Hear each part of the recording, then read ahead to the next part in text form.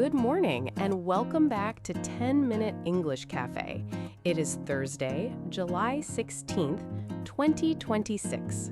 Good morning. My phone is face down beside my coffee, just as you requested. Thank you. I asked because one of today's stories is about a phone-free listening party. Then I am already in character. If it buzzes, I'll let the coffee judge me. Your coffee can handle that. I chose all three stories because the first label never tells the whole story. So today we slow down before we decide what we think. Exactly. We start with Chinese-inspired tacos at a new spot near Union Square. I want to know what is actually on them, not just stop at the word fusion. Then, Charli XCX held a phone-free listening event in New York City. That makes me curious about the room, but we should separate feelings from verified details. Right. Finally, experts warn that AI skincare advice can miss important medical context. That matters. My bathroom shelf is not a safe place for a chatbot to guess. Here, we turn global news into natural, everyday English conversation without a heavy textbook feeling. Just a casual cafe chat you can actually follow. Subscribe and spend 10 minutes a day with us for listening and shadowing practice. Coffee, headphones, and no quiz panic. I'm ready. Today's keyword is nuance, spelled N-U-A-N-C-E. I like it. Small details can do a lot of work. Exactly. Nuance stops a simple label from becoming the whole conclusion. My coffee order has details too. Iced sounds simple until I add oat milk and half the syrup. That's a perfect everyday example and a very specific order. Details first, opinion second. Let's start. Taco Lane opened July 6th near Union Square. That is the kind of address I save before lunch, especially when the menu looks unfamiliar. I understand. Reports describe the new spot as serving Chinese-inspired tacos. If I saw Dan pork beside XO fish, my usual I will take the chicken script would disappear. That makes sense. The official menu confirms those two choices, plus grilled chicken with mustard pickle consommé. I would split 3 with a friend. My budget would call it research, and my stomach would call it lunch. Your kind of research. Reports also mention salsa made with Sichuan peppercorn. Salsa sets the mood before the first bite. It's a small spoon with big responsibility. Good way to put it. One opening report counted 6 varieties, but a menu can change. So I should read the current board instead of treating one article like a permanent receipt. Exactly. Chinese-inspired describes the menu's ideas, not proof of cultural authenticity. I appreciate that nuance. A catchy label helps me order, but it can't answer every cultural question. Nor can we call the restaurant successful simply because it opened. Right, a full table in my imagination is not business data. What we can say is that the team also runs a noodle restaurant in another neighborhood. So they're not starting from zero. They already know how to run a restaurant. And the specific ingredients show how the menu combines a familiar format with different flavors. For me, the real choice is familiar Dan pork or the less familiar XO fish. That keeps the story at the right scale. A new menu, clear details, and open questions. Now I'm hungry, but at least I know what I want to compare.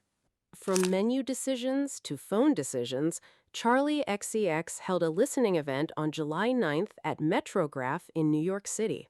If staff asked for my phone at the door, I would check my bag twice, then feel oddly free.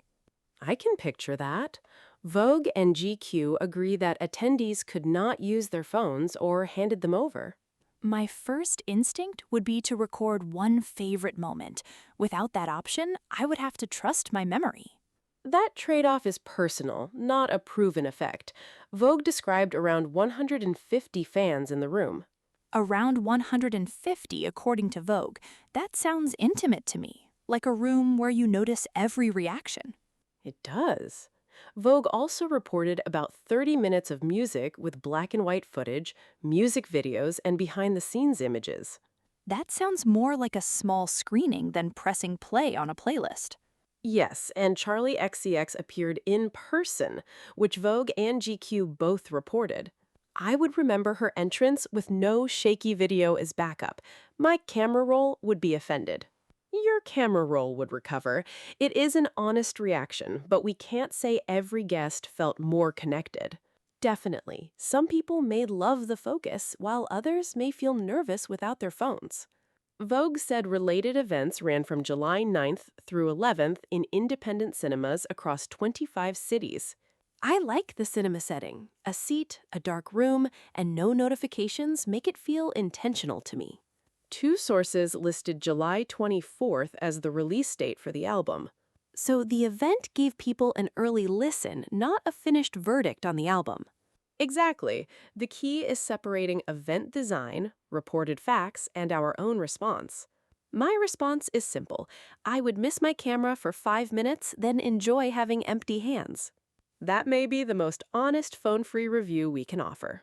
Afterwards, I would write every detail down before my memory edited the night. Now to a higher stakes question, AI skincare advice. The Guardian piece was published July 7th and updated July 8th. I have typed product questions into an app while standing in my bathroom because ingredient labels can feel like homework. I understand why convenience appeals. The article quotes a chemist who observed products listed in the wrong order, repeated active ingredients, non-existent products, and missed allergens. Repeated strong ingredients worry me. My shelf already has enough bottles to make a simple routine confusing. Exactly. A dermatologist described cases of irritation or rosacea flare-ups after people layered many active ingredients. But those are clinical examples, not a number telling us how often it happens. Correct. We do not have an incidence rate or proof that every chatbot causes those problems. That distinction protects people from panic and false reassurance at the same time. Another limitation is the physical exam. A dermatologist can use a swab, scraping, or biopsy when needed, but a chatbot cannot. A phone photo cannot tell you what a lab test would find. That's a major missing piece. It is.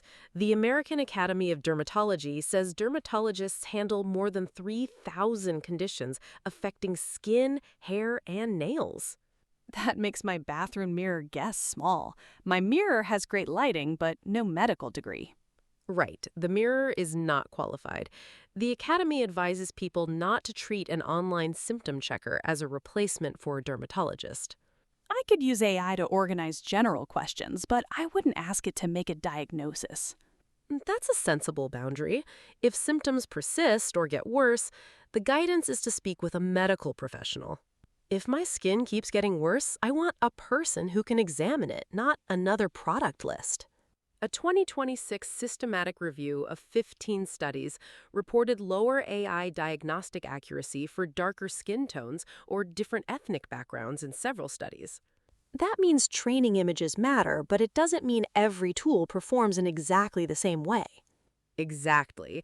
More diverse training images helped in some cases, yet the review said AI cannot replace clinical judgment. So this isn't AI is useless or AI knows best, it's knowing the boundary.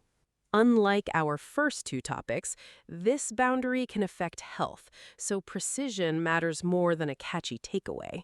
My takeaway is to slow down, check reliable sources, and discuss persistent symptoms with a professional. Before the phones come back up, one question. What changed most when we looked closer? For me, the phone-free event. I could imagine feeling nervous first and relieved 5 minutes later. We saw small details matter in menu language, an offline event, and the limits of AI advice. One word, 3 very different situations. We want to keep bringing you topics you love, so we have a small request. Give us the choices. I have my answer ready. Option A is the Chinese-inspired taco menu. Option B is the phone-free listening party. Option C is the AI skincare warning. I choose B. I would miss my camera, but I want to know how an album feels with no screen in my hand. I choose C. Knowing when a convenient tool reaches its limit is useful far beyond skincare. That fits you. You picked the boundary and I picked the experience. Take today's word with you. Look for nuance before a simple label becomes your whole conclusion. Drop A, B, or C in the comments. Any language is totally fine, and even just an emoji works. If you enjoyed today's chat, please like, subscribe, and ring the notification bell. We will be back tomorrow with another coffee and 3 more stories. See you tomorrow. Keep your questions thoughtful and your phone wherever you want it. And if you see XO fish tacos, send me a menu photo after you finish eating. Bye!